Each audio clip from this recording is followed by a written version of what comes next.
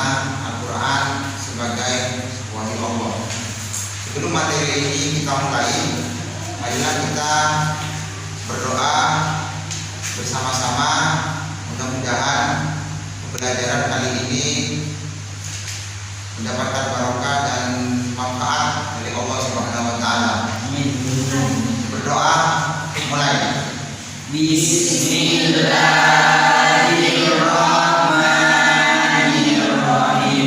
Allahumma nawwir qalbi bi nuri hidayatika kama nawwartal ardha bi nuri syamsika bi rahmatika ya arhamar rahimin. Rabbi zidna ilma warzuqna fahma. Amin. Baik, setelah kita berdoa dan melantunkan sebuah nonton untuk menguatkan rasa cinta kita kepada tanah air, saya akan mengecek kehadiran presensi dari anak-anak sekalian. Nah, hari ini hadir semua. Ada yang absen? Tidak ada.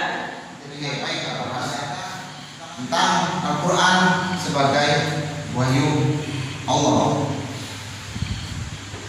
Monggo, ada yang bisa mendefinisikan terkait dengan Al-Quran?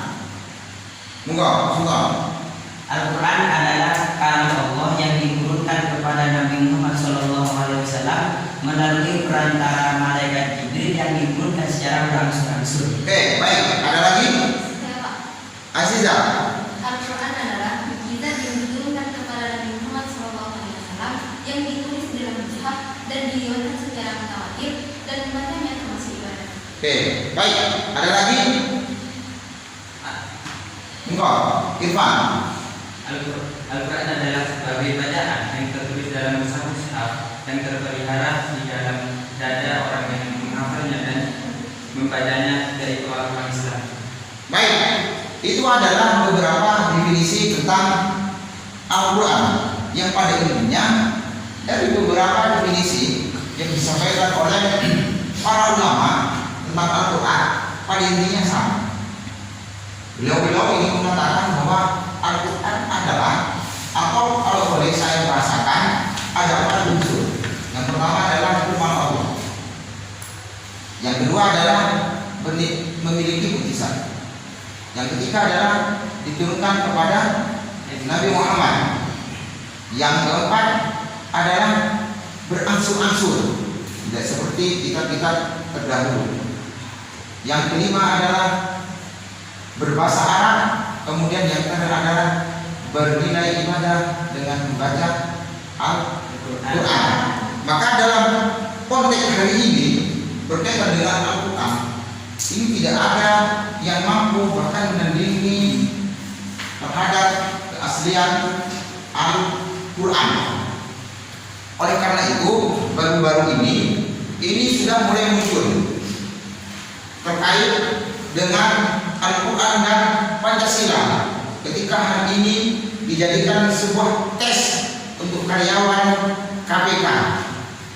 Tes itu berkaitan dengan wawasan kebangsaan atau dikenal dengan tes TWK, tes wawasan kebangsaan.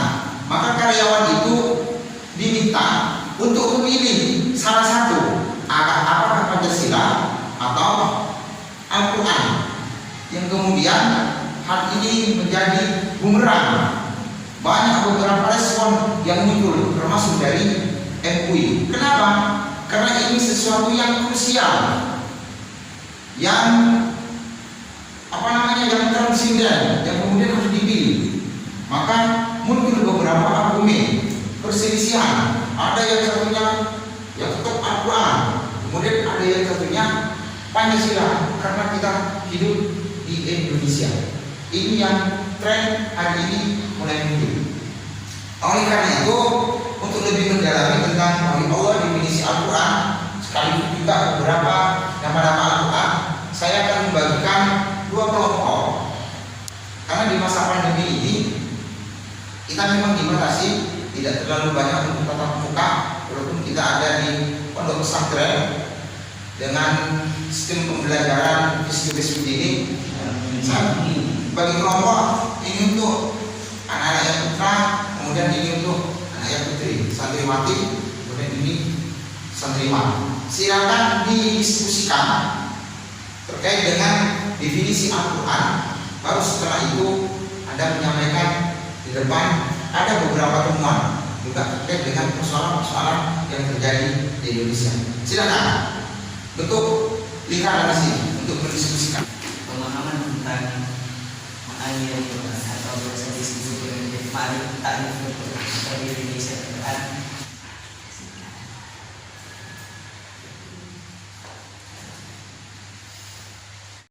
Baik, kalau sudah selesai silakan kembali ke tempat duduknya masing-masing. Tapi tetap nanti akan saya minta untuk melakukan presentasi berkaitan dengan hasil pembacaan kalian, pengamatan kalian, dan analisis kalian dari beberapa referensi, terutama terkait dengan ketika dikaitkan dengan kondisi hari ini, kasus yang terjadi yang sudah saya jelaskan tadi, bagaimana ketika di situ ada pilihan antara Al-Quran dengan Pancasila. Kira-kira menurut Anda, pandangan Anda bagaimana? Karena dalam hadis Nabi itu taraktu fikum amrayni idza tamassaktum fihima lan tadillu abadan. Satu, Al-Quran, sunnati Rasulillah. Dua hal yang saya tinggalkan, kata Nabi, kata beliau itu, jika kalian berpegang teguh pada keduanya, maka tidak akan tersesat selamanya. Apa saja itu? Satu adalah Al-Quran, dua adalah hadis Nabi. Silakan untuk dipresentasikan dan nanti bisa dilanjutkan dengan tanya jawab. Dari yang putra dulu. Bismillahirrahmanirrahim. Assalamualaikum warahmatullahi wabarakatuh. Waalaikumsalam warahmatullahi wabarakatuh. Jadi saya di sini akan mempresentasikan tentang ta'riful Quran beserta apakah Al-Quran itu masih bisa diterapkan pada kehidupan kita pada saat ini, pada zaman ini tentunya. Yang pertama, ta'riful Quran.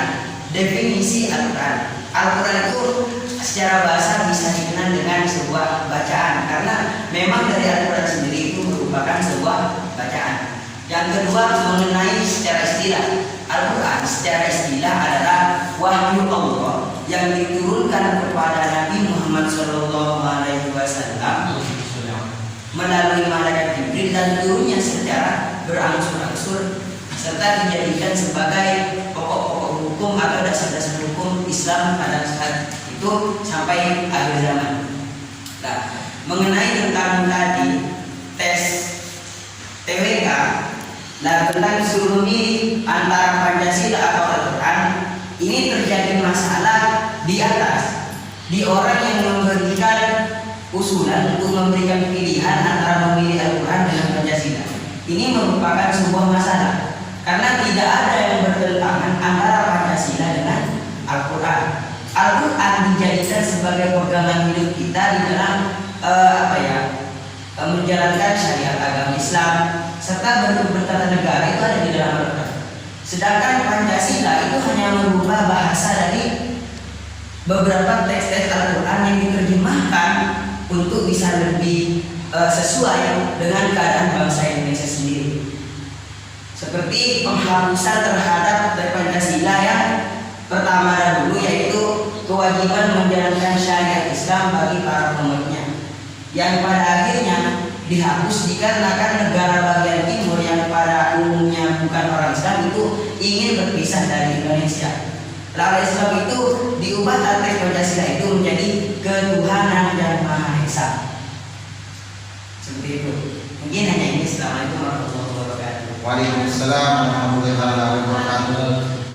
Barangkali ada yang mau ditanyakan terkait dengan presentasi tadi tentang Al-Quran sebagai wahyu Allah. Monggo. Apa perbedaan Al-Quran secara signifikan dengan kitab-kitab sebelumnya? Oke, para pertanyaan yang cukup baik dan bagus terkait dengan perbedaan Al-Quran secara signifikan dengan kitab-kitab sebelumnya. Silakan. Jadi seperti ini, apabila Anda bertanya tentang perbedaan signifikan antara Al-Quran dengan kitab-kitab sebelumnya, berarti Anda itu menanyakan apakah kitab sebelumnya itu juga memiliki mukjizat. Karena perbedaan signifikan itu terletak pada mukjizat.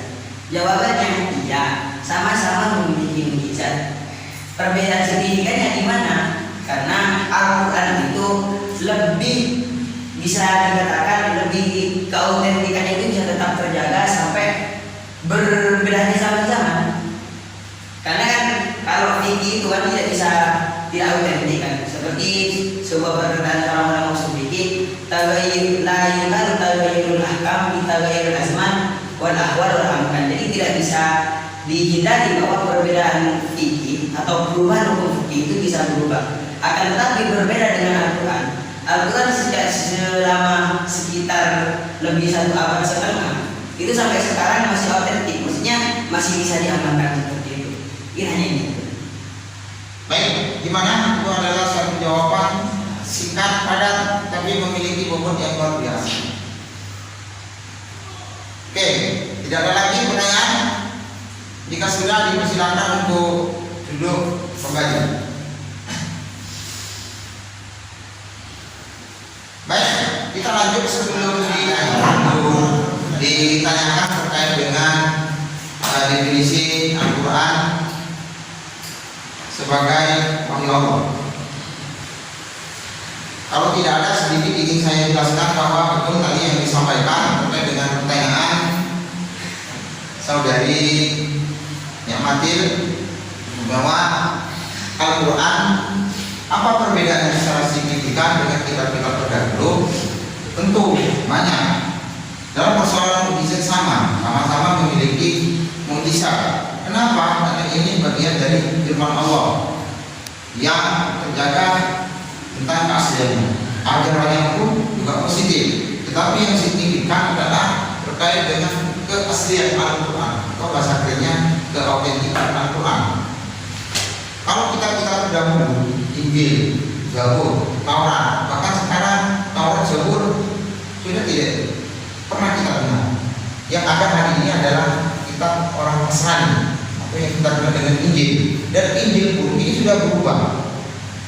Baik dari segi bahasanya, ini sudah berubah. Kalau di Indonesia, Injilnya menggunakan bahasa Indonesia, di Inggris menggunakan bahasa Inggris, begitu juga di Arab menggunakan bahasa Arab, atau di Jerman menggunakan bahasa Jerman. Tetapi berbeda dengan Al-Quran. Di sini tak mukjizatnya yang luar biasa. Mulai dari Arab dengan menggunakan bahasa Arab, kemudian tersebar ke segala penjuru, termasuk di Indonesia, termasuk juga di Amerika, termasuk di Jerman, di Brasil, di Prancis dan negara-negara lain. Bahkan yang satu menggunakan bahasa Arab. Ini salah satu bukti keautentikan yang secara signifikan berbeda dengan kitab-kitab terdahulu. Oleh karena itu, dalam firman-Nya, dalam Al-Quran Allah itu berfirman, Bismillahirrahmanirrahim, Inna nazzalna dzikra wa inna lahu lahafizun. Bahasanya menggunakan bahasa inna, kami. Artinya apa? Bahwa keaslian Al-Quran akan terus terjaga ila yaumil qiyamah, mulai dari awal sampai dunia rusak. Al-Quran itu akan tetap terjaga. Yang bisa saya sampaikan di akhir pembelajaran